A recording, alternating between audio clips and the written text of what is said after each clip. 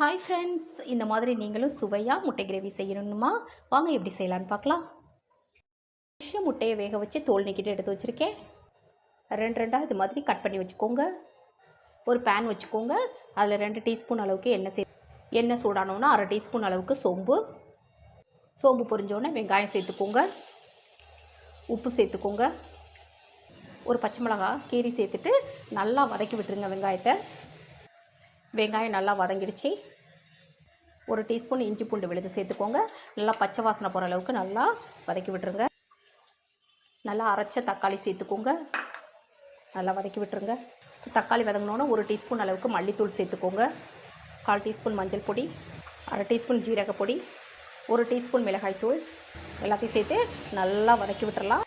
மசாலாவோட பச்சை வாசனை போக வதக்கி விட்டதுக்கு பிறகு கொஞ்சமாக தண்ணி சேர்த்துக்கோங்க. ஒரு 2 நிமிஷம் நல்லா கொதிக்க விடுங்க.